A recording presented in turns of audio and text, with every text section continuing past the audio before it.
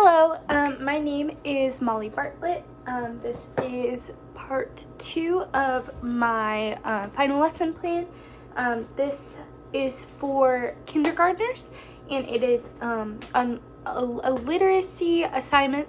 Sorry about that. My learning targets are identify major aspects of a story and explain how an illustration ties into a story.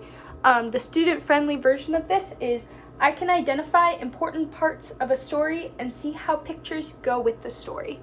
And this is based off of the book The Wump World by Bill Peet. The actual lesson, I would be utilizing the rest of the book as well, but just for the sake of time, I'm going to be cutting in further in the story. So yeah. Okay, friends. So, before I read this page, I would like you guys to look at this picture, and we're going to do a think, pair, share about what we think is going to happen because of this picture. Time will pass. Okay, what do we think is going on in the story right now? So we'll look at the picture from the last page and this page. What's going on? I agree. I think they are going to go into the city. And you can kind of see that on this page too. So I will read this real quick. And then we are going to keep going. Okay. After a long, long silence, they decided it was time to go. And, led by the biggest Wump, they crept up the tunnel to the cave entrance to find it covered by a crust of cement. With one powerful push of his snout, the biggest Wump bumped his way through. Then, one by one, the Wumps waddled out onto a freeway and gaped in wide-eyed amazement. They had feared something awful was happening to their world, but this was much more than they could have imagined. Okay, make sure we're listening for those tricky words so we can write them down and define them later, okay?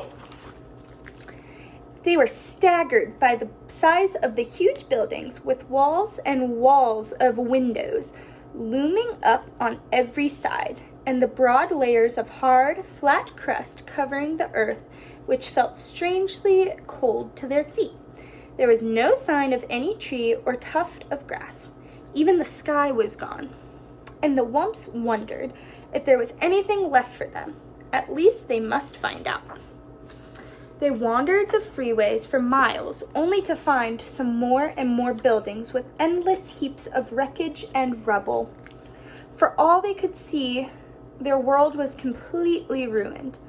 Footsore and weary, the Wumps were about to give up and head back for their cave when the biggest Wump let out a joyful whoop. What do we think that's about? Why would he be happy about anything going on? Let's think about it. Raise our hand. Very good, yeah. Maybe he found something. Maybe he saw a family member. Well, there's only one way to find out. Just ahead of them was a grassy meadow with a clump of bumbershoot trees, all that was left of their lovely world. Wumping for joy, the Wumps went bounding off the freeway out onto the meadow. Pretty soon, the hungry Wumps were munching away on the tall, tender grass. Now there was new hope for the Wumps. Just ignore that. That's how the book came. Okay, before I read this, let's think about what the picture means and see if it goes along with the words I'm saying, okay? In time, the murky skies would clear up and the rains would wash the scum from the rivers and lakes. The tall building would come tumbling down and the freeways would crumble away. And in time, the green growth would wind its way up through the rubble, but the Wump world would never be quite the same. Did something happen in here that happened here? Very good. So, I'm going to erase this real quick. This is over on the other whiteboard, so don't even worry about it, friends. Okay.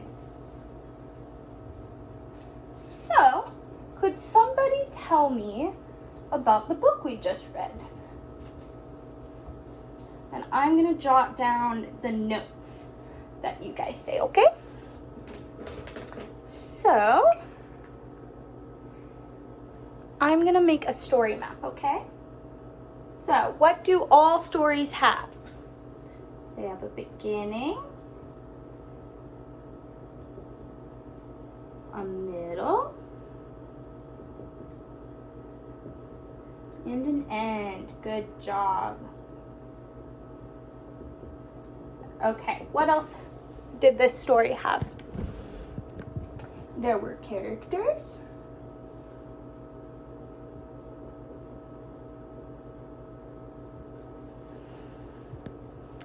And there was a place. I'm gonna write down the word setting, but in your head, make the word setting turn into a place, okay?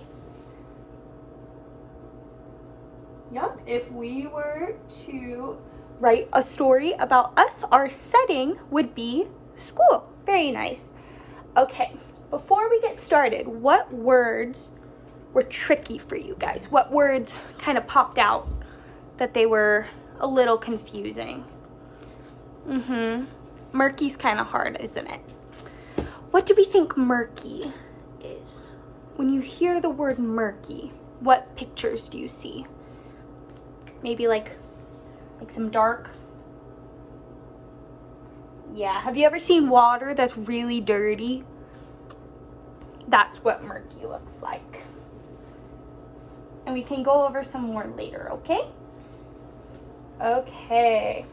So, what happened at the beginning? The Wumps were happy. Very good.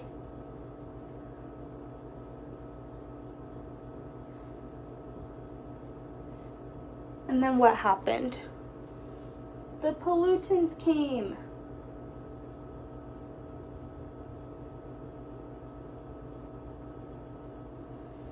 What happened next?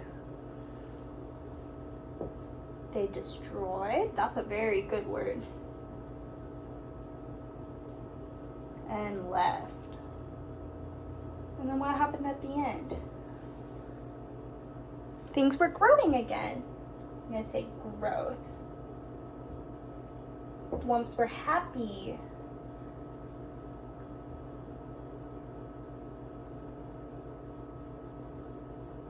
Okay. So, who are some of our characters? Oh, here. Here's our road of the story. Very good. Beginning, middle, end. Very good, kindergartners. Okay, so I heard somebody say a character was the Wumps. Whoop.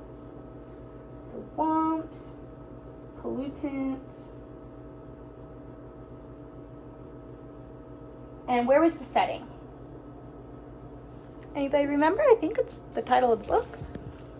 The Wump World. Wump World. Wump is fun to say. Wump. Okay, so I'm going to keep the story map up, but we are going to go back to our desks and we're going to fill out our own story maps, okay? Can you give me a thumbs up, thumbs down, how we're feeling about story maps? Okay, so why this is important is because remember our Venn diagrams that we did yesterday?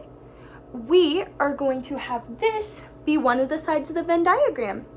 And then tomorrow, we're going to figure out what the other side of the Venn diagram is going to be, okay, friends?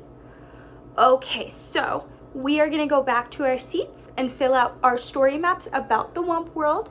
It has a similar outline to this, but there's a couple more things. We did a story map for Cat in the Hat last week, so if we have any questions, remember what we do? We raise our hands. Okay, see you at your desks.